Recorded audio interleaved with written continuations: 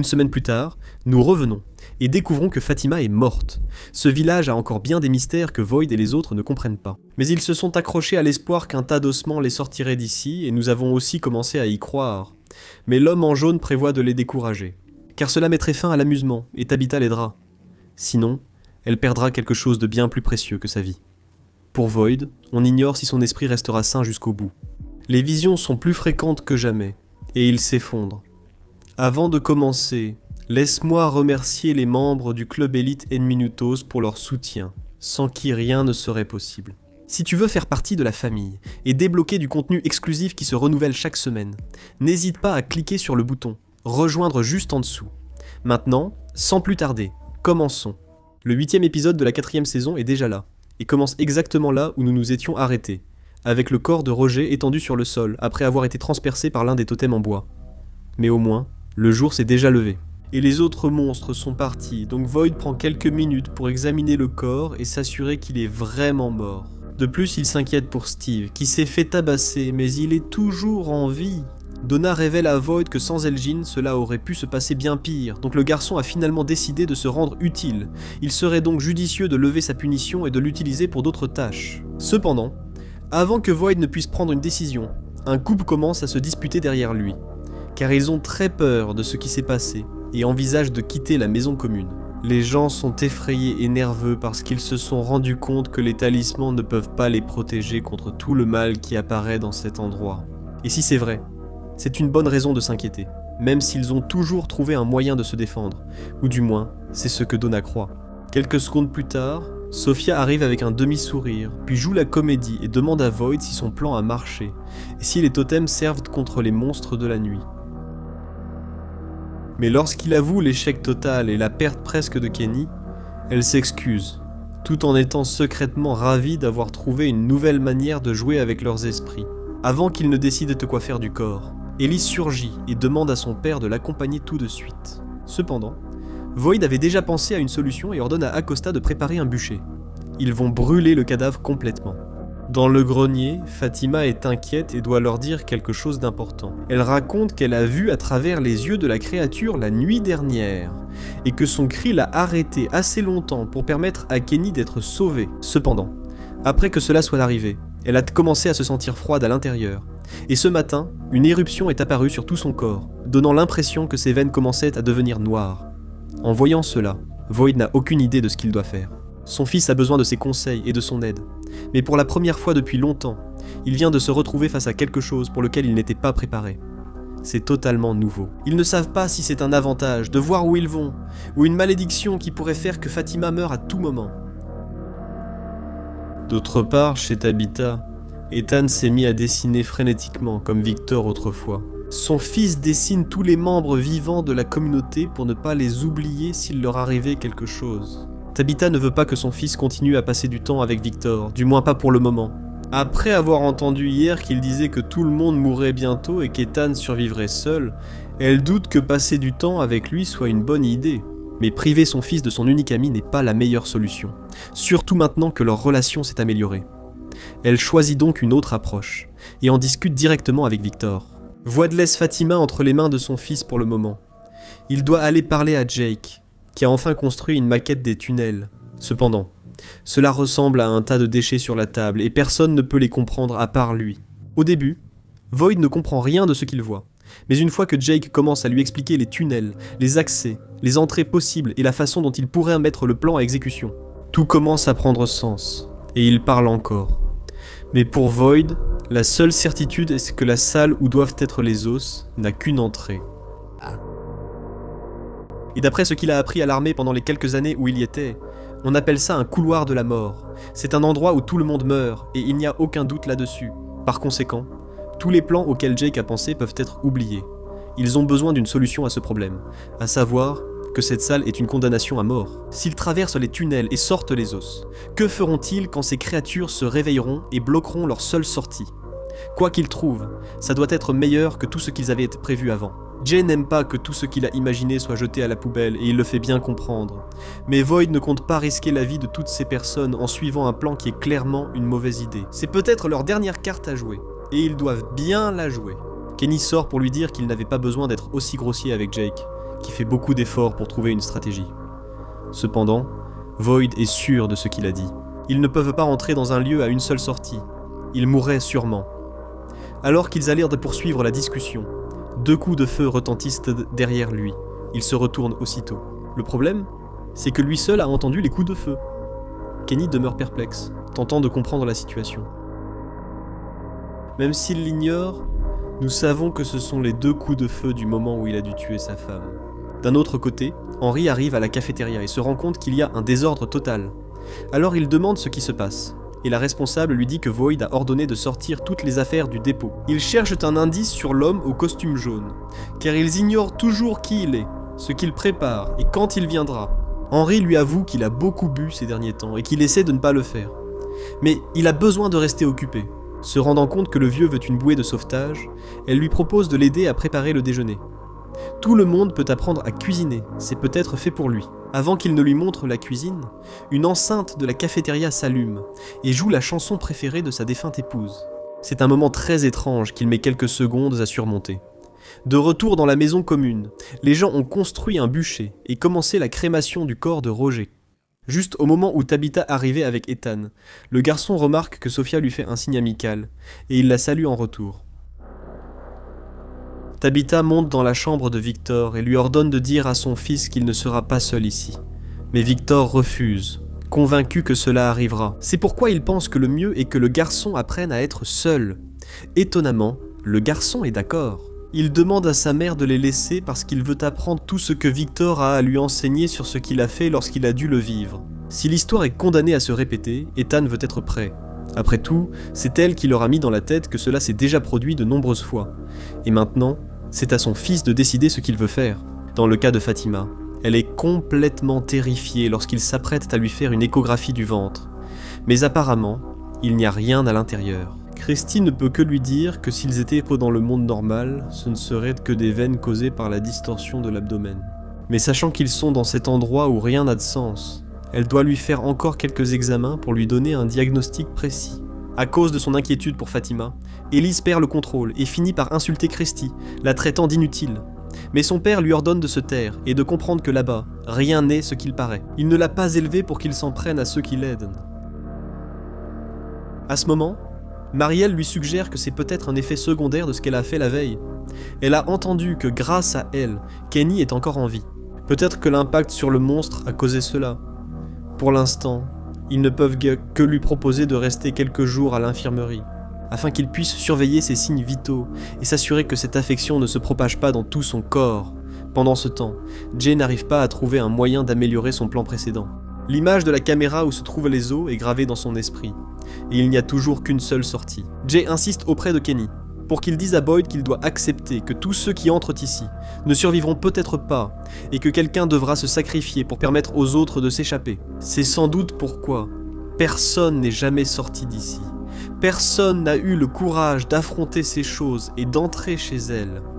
Mais Kenny lui répond que tant qu'il ne verra pas qu'il est lui-même prêt à se sacrifier pour les autres, il ne fera rien de ce qu'il lui demande, et qu'il ferait mieux de continuer à chercher d'autres idées. Devant l'infirmerie, Boyd attend Christy pour lui dire la vérité. Plus tôt, il lui avait menti lorsqu'elle lui avait demandé s'il voyait encore des choses. Non seulement il les voit, mais il les entend aussi, et maintenant sa main ne cesse de trembler. Le pire, c'est que la seule chose qui relie tout cela, c'est Abby, sa femme. Et tout a commencé quand il a visité sa tombe et qu'il a eu une vision où son bras sortait de la terre, et il l'a tiré vers le fond. Ensuite, dans la maison commune, il a pu voir sa photo de mariage sur un jouet pour enfants, en plus du fait que l'alliance de mariage est apparue de nulle part sur sa table de nuit. Il entend sans cesse le coup de feu qui l'a tué. Il sait que ce lieu envahit ton esprit, mais cette fois, c'est différent. Il veut juste comprendre pourquoi cela arrive maintenant. Quand il s'apprête à faire quelque chose pour partir, il ignore si c'est sa femme qui l'en dissuade, ou si ces choses veulent au moins le perturber pour qu'il échoue. Christy comprend que Boyd est très stressé, mais Boyd lui demande d'oublier le discours d'Hippocrate et de juste lui donner une pilule pour tenir un peu plus longtemps.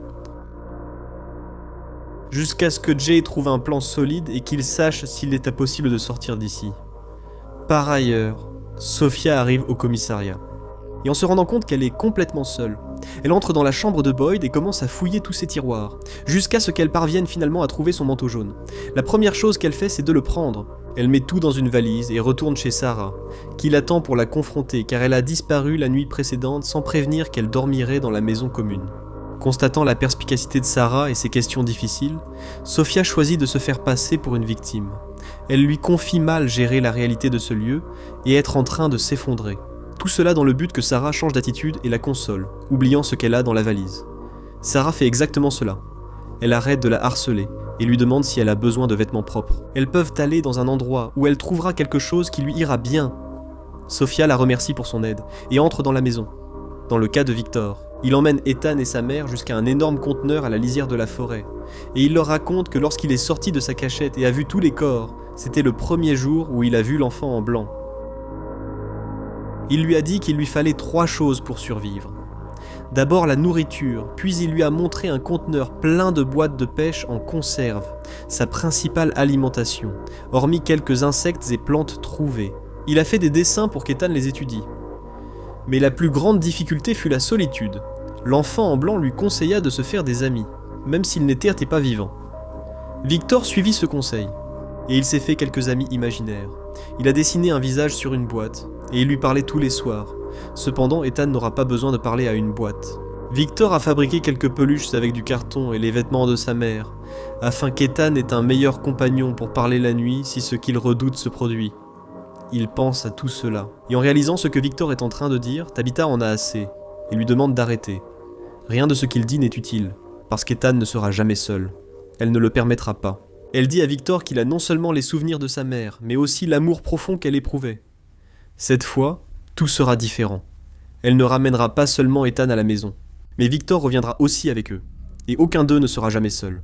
Donc rien de tout cela n'est nécessaire. Ce qui est étrange, c'est que les mots exacts que Tabitha est en train de dire en ce moment, Victor les a entendus de la bouche de sa mère, et c'est la goutte d'eau qui fait déborder le vase pour elle. Alors ils décident de partir de là au plus vite. De retour à la cafétéria, Henry est en train de couper un chou, lorsqu'un des bénévoles laisse tomber un plateau. Le bruit le transporte ailleurs. Il est sur un brancard d'hôpital, à côté d'un jeune homme tentant de réparer le désordre qu'il a causé. En se rendant compte que le vieil homme est réveillé, le garçon appelle Victor, lui disant que c'est son père, et il l'informe que le grand-père s'est réveillé. 2 secondes plus tard, Victor entre par la porte, et il supplie son père de ne pas repartir à nouveau, de rester avec eux. Henry lui demande où il est, et Victor lui dit qu'il est à l'hôpital, et que rien de ce qu'il a vu récemment n'est réel, mais il est là pour l'accompagner. Son fils lui rappelle qu'il y a quelques années, il était avec sa femme et qu'une nuit, ils ont décidé d'essayer de l'acide, ce dont Henry se souvient parfaitement. Victor lui explique que la drogue était nocive et lui a causé un coma. Ils sont à l'hôpital depuis. Il précise que le garçon précédent était son petit-fils et que maman a pris l'avion et arrivera bientôt. Mais tout cela semble trop parfait pour que Henry puisse le croire. À ce moment-là, il subit une sorte de crise qui le ramène à la cafétéria. Après avoir vu tout cela, il oublie de continuer à couper le chou. Et il sort de là en courant, aussi vite qu'il peut. Dans le cas de Fatima, elle et Ellis sont en train de se disputer une fois de plus. Il est très inquiet pour elle, mais elle commence à réfléchir. Que ce que Marielle a dit pourrait avoir du sens. Si son corps a payé le prix pour avoir essayé de contrôler cette créature, peut-être que ce n'est pas totalement mauvais. Une éruption cutanée pour sauver une vie. Ce n'est finalement pas si cher payé. Elle commence même à penser qu'elle pourrait contrôler le monstre, bien qu'Ellis craigne qu'il lui arrive pire. Pour lui, l'idée de la perdre est trop effrayante. Il endure tout ici, mais chaque fois qu'il lui arrive quelque chose, il se sent impuissant. Cependant, Fatima lui rappelle que c'est sa vie, et qu'il n'a aucune idée de ce qu'elle a ressenti quand cette chose était dans son corps. Alors il ne peut pas lui dire quoi faire.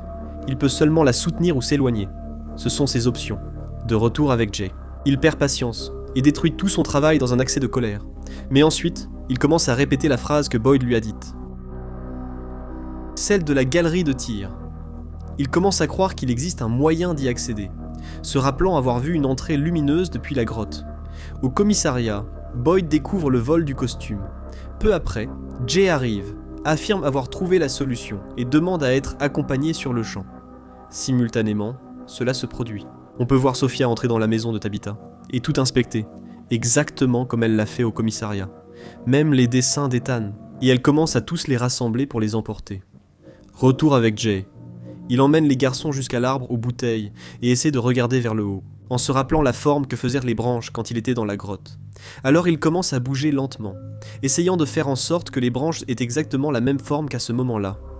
Une fois qu'ils sont là, Jay leur dit qu'ils sont en place, exactement au-dessus de la grotte où se trouvent les ossements. Et s'ils parviennent à trouver l'endroit précis où les branches convergent pour former le symbole qu'il a réussi à voir, alors ils auront leur deuxième sortie. Mais puisque les branches supérieures de cet arbre ne ressemblent pas au symbole qu'il a réussi à voir, cela signifie qu'il s'agit des racines inférieures, et ce qu'ils doivent faire, c'est déraciner l'arbre, pour qu'ils voient précisément la caverne sous eux. Voici le plan.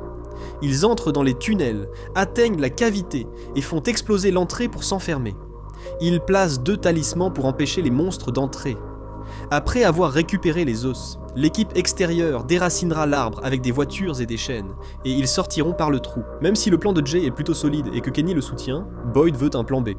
Ou au moins un moyen de s'assurer que l'arbre sera bien retiré, parce que si cela n'arrive pas, ainsi toutes les personnes entrant dans la caverne y seront piégées, et mourront sûrement. Jay, furieux, rappelle que Boyd lui avait demandé une solution à un plan impossible et qu'il l'avait trouvé. Mais il lui complique encore la tâche et finit par lui dire d'aller au diable avec ses exigences. Il vient d'accomplir ce que personne n'a fait, et s'il n'est pas satisfait de cela, il peut donc rester ici pour mourir comme les autres. La conversation s'arrête là. Boyd part, disant qu'ils n'ont plus rien à se dire tant qu'il ne pourra pas garantir qu'ils peuvent venir sortir l'arbre. Quelques secondes plus tard, Kenny le rejoint et lui demande d'attendre. Mais Boyd se retourne. Il ne peut que voir le garçon se faire tirer en pleine poitrine et tomber. Il tente aussitôt de l'aider, mais Kenny meurt quelques secondes plus tard. Au moment où Boyd pense que c'est réel, il réalise que les corps de Tabitha, Donna et Jay sont à ses côtés. Le pire de tout, c'est de voir Ellis et sa femme, ça le terrifie complètement. Il commence donc à crier au vent, lui demandant de lui dire une bonne fois pour toutes ce qu'il veut de lui. À ce moment précis, on peut voir Henry marcher dans la forêt, lorsqu'il tombe sur un rocher peint avec un arc-en-ciel, exactement comme le faisait sa femme. Lui aussi commence à demander à voix haute ce que sont ces choses qu'il voit et quelle est leur véritable signification. Il se demande si tout cela n'est pas un mensonge, et si ce qu'il a vu à l'hôpital pourrait être sa réalité, puisque tout y était si parfait. Il répète le nom de son petit-fils Sébastien plusieurs fois, se rappelant qu'il a les yeux de sa femme. Qui là-bas est encore en vie et l'attend. Il se demande s'il la verra lors de sa prochaine visite à cet endroit, et s'il peut y rester. Quelques secondes plus tard, il entend la même chanson et retourne à l'hôpital. Là où Sébastien dit à son père que cela a vraiment marché, et que la musique le ramène. À ce moment, la docteure lui annonce qu'il devient plus fort. Bientôt, il n'aura plus à retourner dans le cauchemar et pourra vivre avec sa famille. La docteure lui explique que dans ces cas-là, la seule façon pour qu'il puisse rester avec eux, c'est qu'il se déconnecte de cette déréalité dans laquelle il est piégé. Elle lui dit d'éliminer l'encre qui le retient.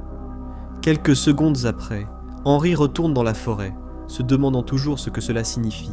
Il commence à pleurer en réalisant qu'il vient de perdre la chance d'être heureux avec sa famille.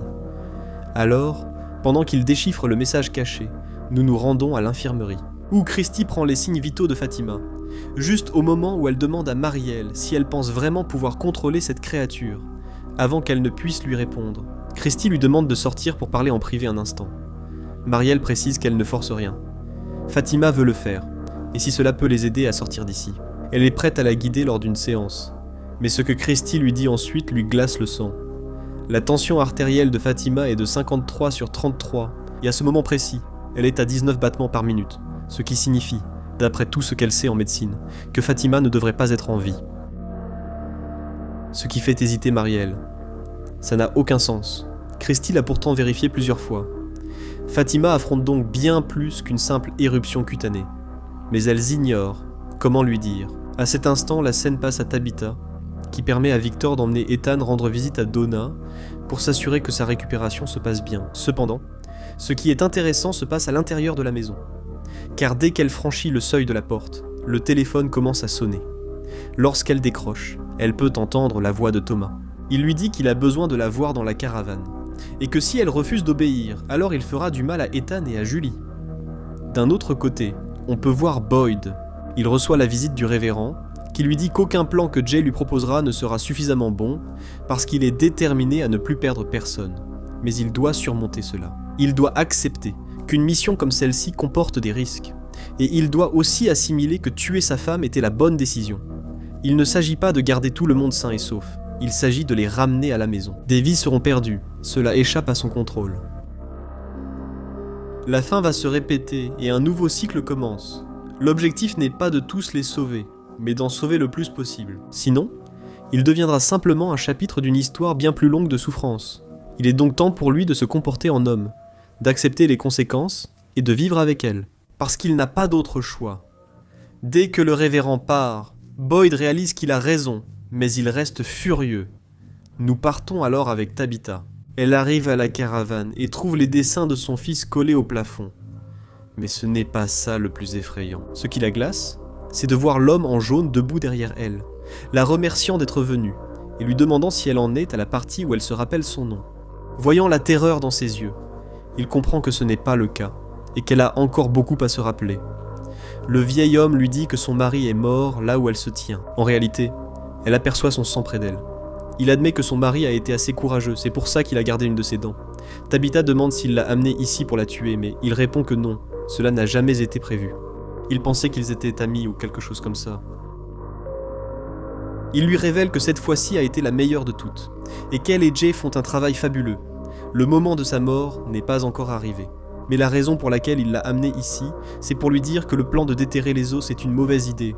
Il pense que cela leur permettra de sortir d'ici. Mais ils finiront par déclencher un monde de souffrance auquel ils n'ont jamais été exposés, ce qui gâcherait complètement le plaisir. Ils ont joué à ce jeu de nombreuses fois, et il veut que cela reste amusant. Il lui demande donc de décourager les autres, pour qu'ils n'aillent pas au bout du plan, sinon ses enfants seraient les premiers à rejoindre sa collection de dents. Ainsi se termine le 8e épisode, avec un suspense total et la possibilité que Tabitha change de camp pour assurer l'intégrité de ses enfants.